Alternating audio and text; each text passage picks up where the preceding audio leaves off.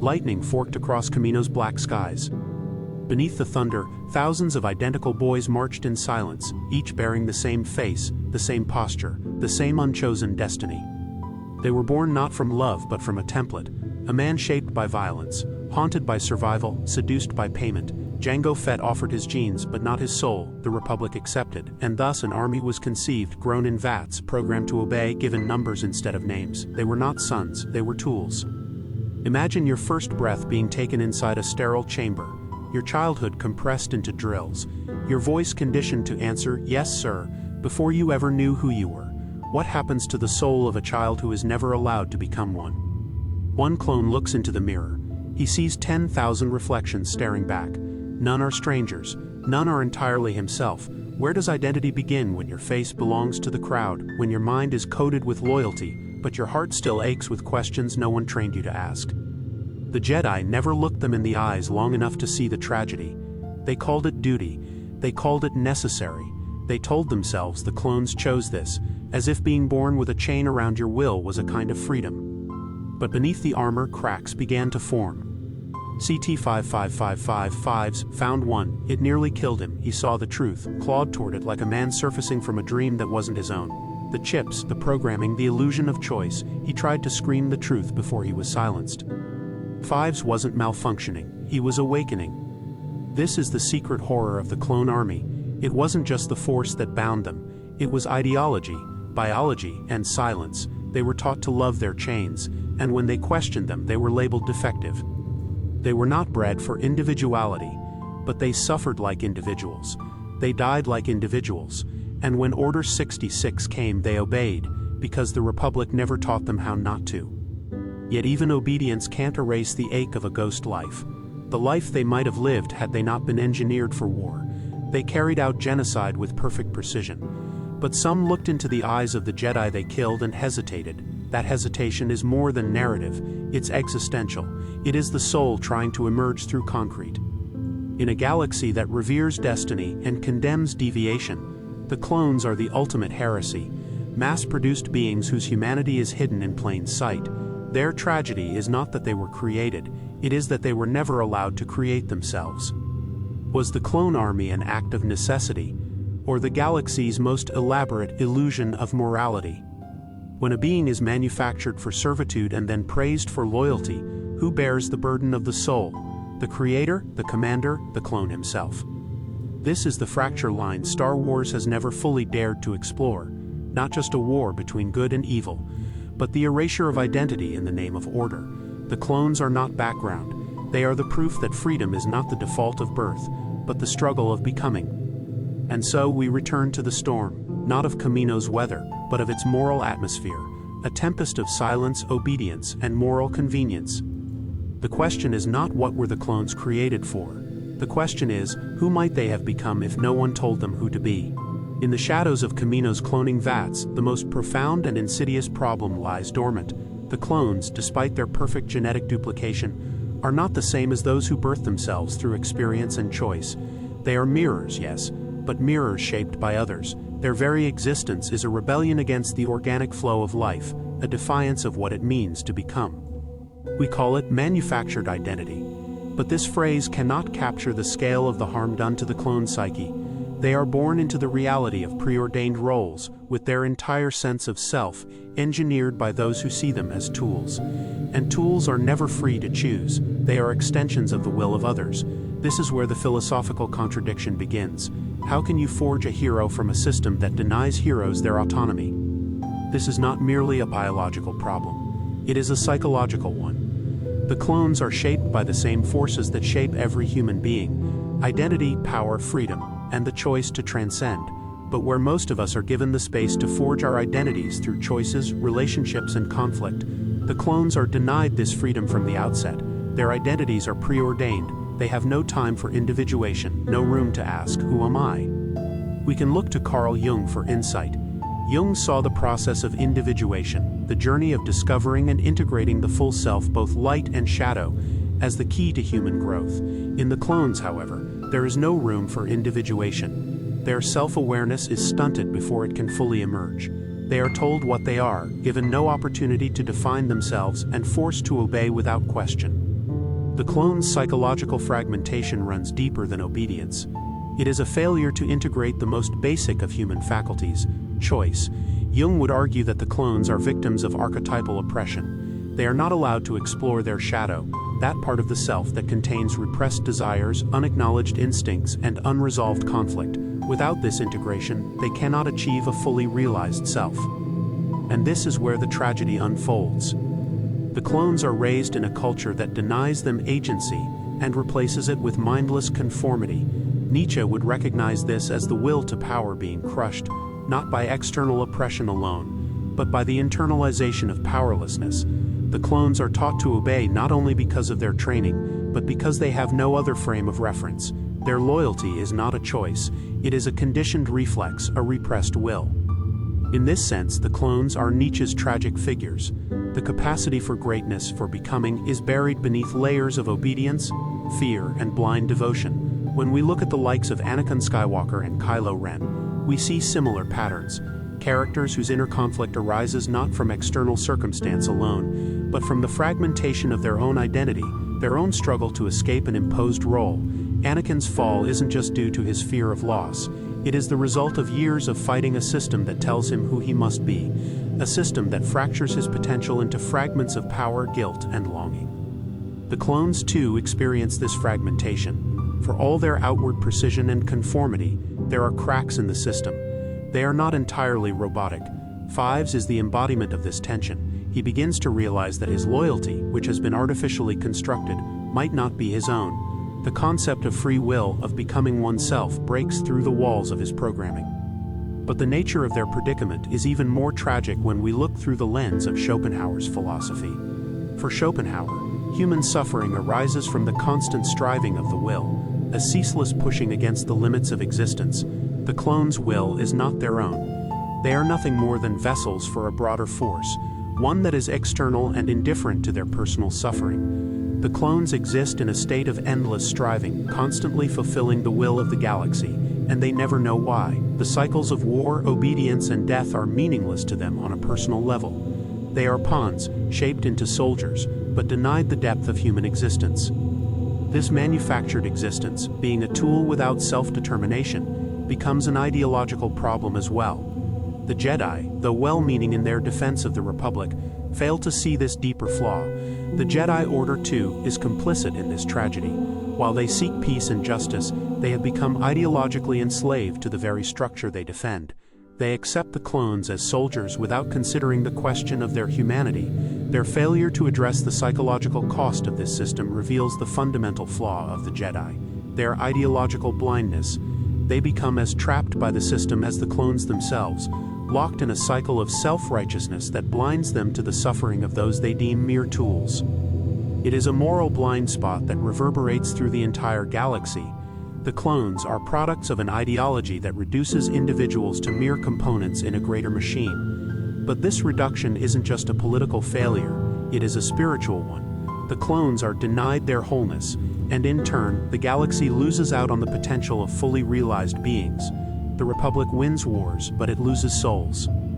And so we arrive at the crux of the problem. The clones are symbols of the larger societal flaw. They are manufactured, not just in body, but in spirit. They are denied the journey of self-discovery, their existence dictated by the needs of the state. What does this reveal about the nature of identity itself? How much of our own lives are we manufacturing through systems, ideologies, and external pressures? The galaxy's blind acceptance of the clone's role is a reflection of the same forces that press down on us all, the forces that dictate who we must be before we even learn to ask, "Who am I?" As the clones continue their march, the question grows clearer, sharper. Can true identity ever emerge from such a system? The tragedy of the clone army is not just their individual suffering. It is the systemic rot it reveals within the very heart of galactic civilization. Their existence, born from manipulation, conditioned from the very beginning, did not stop with the creation of soldiers. It spread like a virus, infecting every corner of the Republic and the Jedi Order.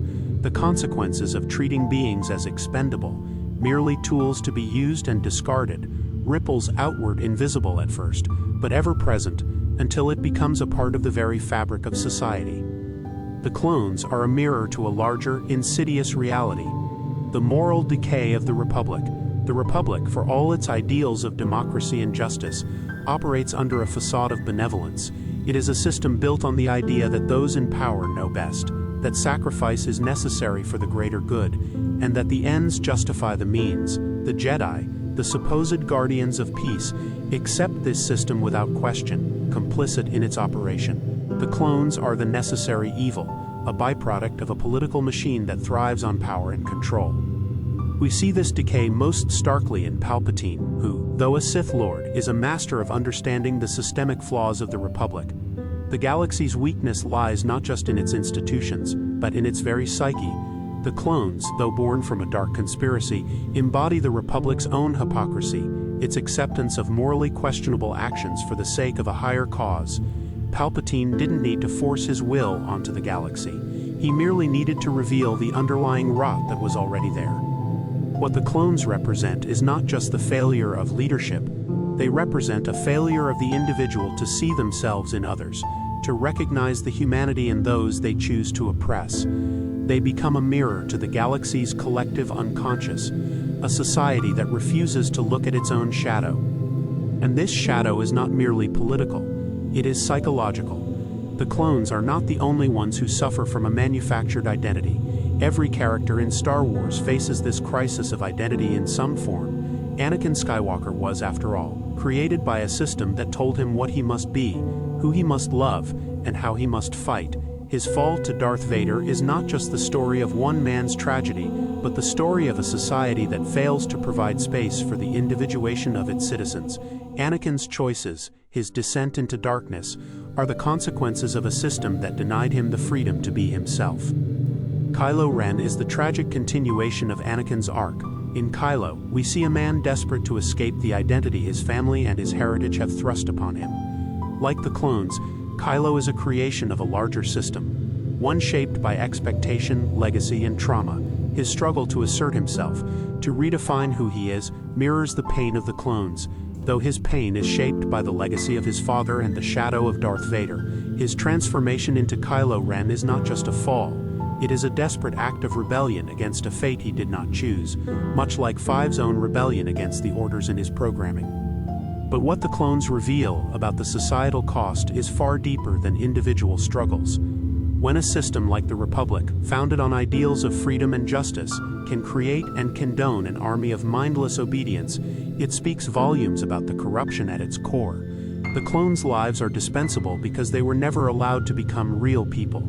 They were mere instruments in the hands of a state that chose to prioritize war over empathy, efficiency over compassion. This is where the psychological analogy becomes chilling. The clones are the product of a society's denial of its own shadow.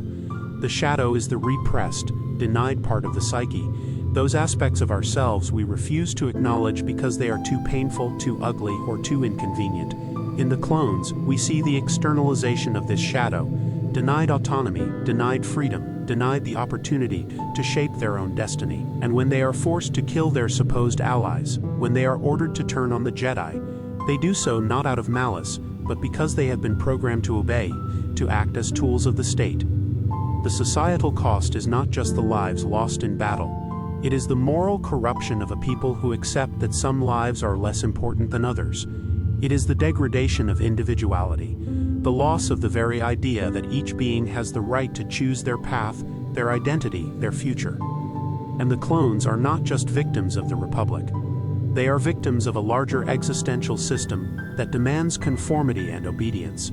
We see this in the way Palpatine manipulates the clones through their obedience, creating a situation where they are forced to commit atrocities. Palpatine's rise to power is a direct consequence of the moral vacuum within the Republic. He does not need to build a new order. The old one is already corrupted enough to fall into his hands. Even the Jedi are complicit in this decay. The Jedi Order's blind faith in the Republic, its failure to see the consequences of using the clones as tools, its unwillingness to question authority, all of this points to a moral failure. The Jedi become so caught up in their own ideological purity that they fail to see the human cost of their actions. They fail to see the clones as individuals, as people with their own suffering, their own desires, their own futures. The Republic is not just a government. It is a reflection of the very mindset that allows for the creation of beings who are born to die without a single moment of choice. This moral blindness is what allows a system like the Republic to survive, and it is this same blindness that leads to its eventual collapse. For a society to thrive, it must be willing to see the suffering it creates, to face its own moral rot. The clones, in their manufactured obedience, are the physical embodiment of this failure. A failure to acknowledge the darkness within, the part of the psyche that denies freedom, autonomy, and compassion. The real cost, then, is not just the creation of soldiers. It is the loss of humanity itself, the erosion of the very concepts that should define civilization, compassion, empathy, and the sacredness of individual freedom. The true path to freedom is never paved with certainty, nor does it come easily to those trapped within systems of control. As the galaxy's moral rot grows ever more pronounced, the possibility of breaking free feels like a distant dream. Yet, within the seemingly endless cycle of obedience and repression, there are those who manage to escape, those who, despite the pressure of overwhelming forces, dare to confront their own shadow and refuse to be defined by the identity imposed upon them. Among them are the rebels, the ones who step outside of the systems that seek to control them. Qui-Gon Jinn, a Jedi who defied the Council and placed trust in the will of the Force rather than the rigid dogma of the Order, was one such figure. He lived by a principle that transcended conventional Jedi teachings.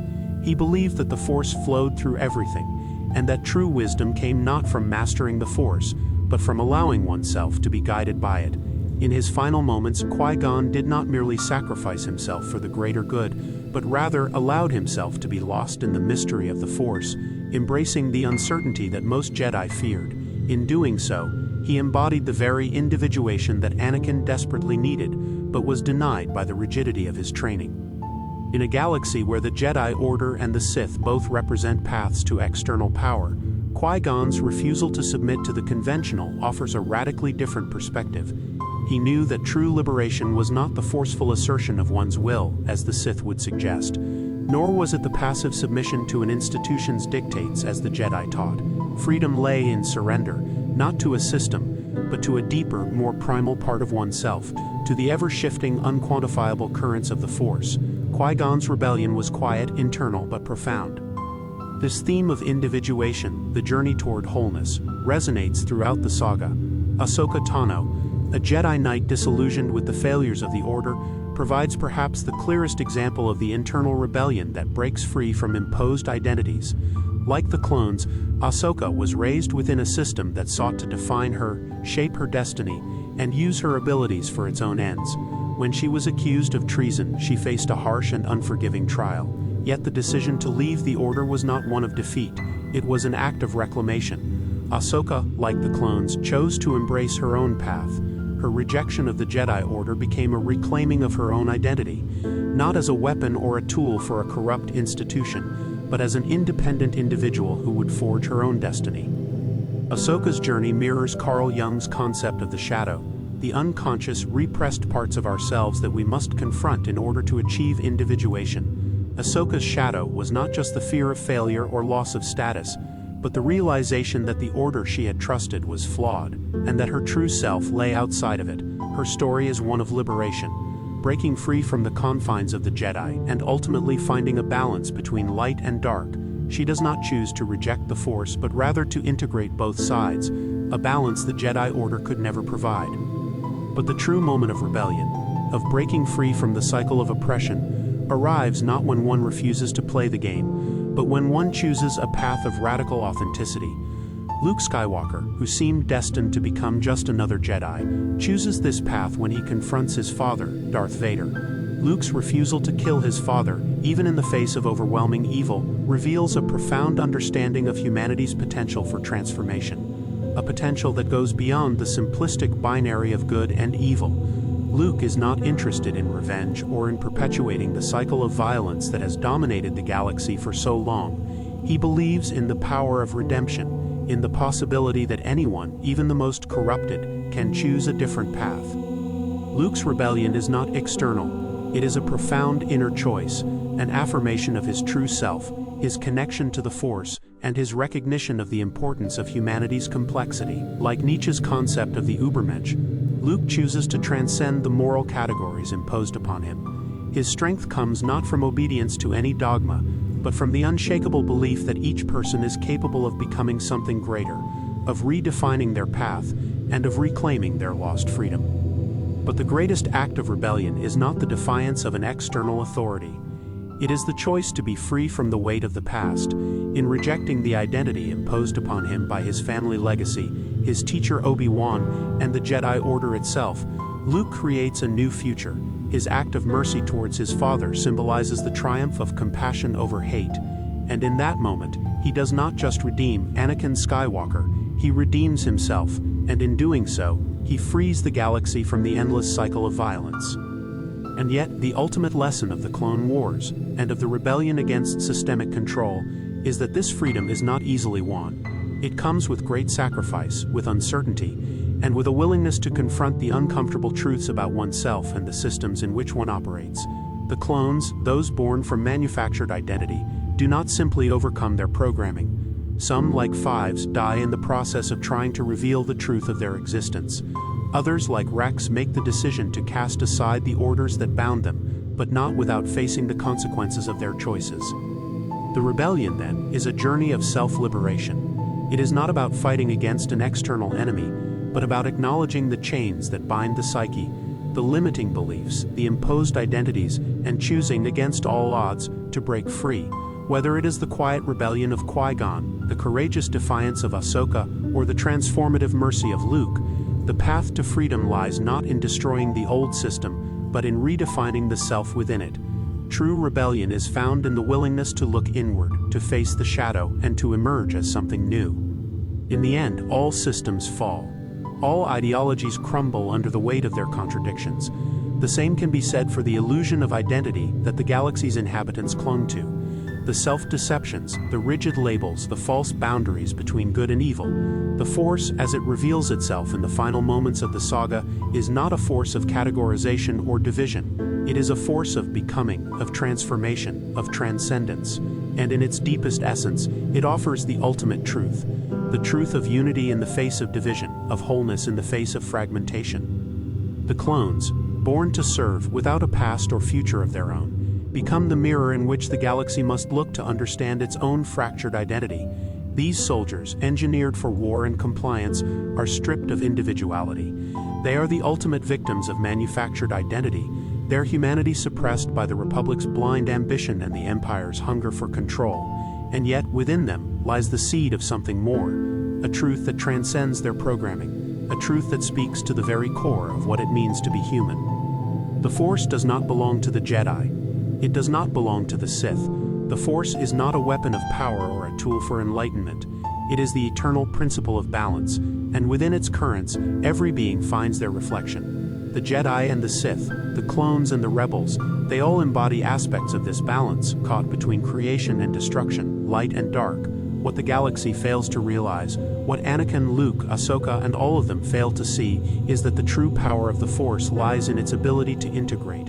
It is not the Jedi who stand apart from the darkness, nor the Sith who embrace only it. The true hero is one who knows both the light and the dark and integrates them without fear. The tragic irony is that both the Jedi and the Sith misunderstand the Force in their obsessive desire to control it. The Jedi, obsessed with detachment, purity, and discipline, reject the human aspects of desire, emotion, and will. They fail to see the truth of the shadow. That which we suppress in ourselves becomes our greatest weakness. Their doctrines of repression led not to peace, but to blind obedience and eventual failure. The Jedi Order, with all its noble ideals, becomes a prison of their own making. They are like Nietzsche's ascetics, trapped in the denial of life's full spectrum, only to be consumed by the very darkness they sought to avoid. On the other side, the Sith, in their desperate pursuit of power, embrace the shadow, but they do so with a fatal flaw. They believe the shadow is all there is. In the end, Palpatine and his Sith followers are prisoners of their own arrogance. They are trapped in a never-ending cycle of power-seeking, obsessed with control and domination. Their unwillingness to transcend their own desires locks them in a constant battle of self-destruction. Power corrupts not because it is inherently evil, but because it blinds one to the truth of the self. the truth of unity. The Sith do not understand that desire unmoored from purpose leads to decay. But perhaps the most tragic reflection comes not from the Jedi or the Sith, but from the clones themselves. Manufactured, created to be the perfect soldiers, they are denied the very essence of choice. Their lives are determined by forces beyond their control. And yet, in the brief moments when they choose their path, when they reject their programming, there is the glimpse of a deeper truth. The clones may have been born to serve, but they were always capable of more. In their ultimate rebellion against their creators, they demonstrate the true power of free will. The choice to break free from the shackles of imposed identity, to choose one's path in the face of overwhelming forces, this is the heart of what it means to be truly free. Luke Skywalker, in his final confrontation with the Emperor, embodies the greatest revelation of all. The power of mercy, the power of love, is what saves the galaxy. In saving his father, Luke does not just save Anakin Skywalker, he saves himself. He integrates his own light and dark, and through his sacrifice he transcends the conflict between good and evil, between light and dark. Luke's realization is that the Force is not something to be controlled or wielded, but something to be understood, to be embraced in its totality. It is a force of balance, a force of becoming, and it is only through this understanding that true freedom and peace can be found. In the final moments of Return of the Jedi, as Luke watches his father die, he understands something profound. The cycle of violence ends not through destruction, but through acceptance and love. The greatest enemy of all is not the Sith, the Jedi, or the clones. The greatest enemy is fear, the fear of confronting the whole self, the fear of embracing both the light and the dark.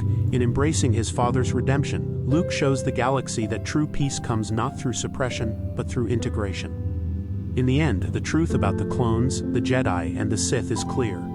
No one is bound by the identities imposed upon them. The Force flows through all of them, just as it flows through us. We are not defined by the labels we inherit, the roles we play, or the systems that seek to control us. We are defined by the choices we make, the paths we choose to walk, and the courage to embrace the fullness of our being, light and dark, love and fear, creation and destruction. The ultimate revelation of the Force is that it is not a weapon, it is a mirror, and in its reflection we see not only the galaxy but our very selves.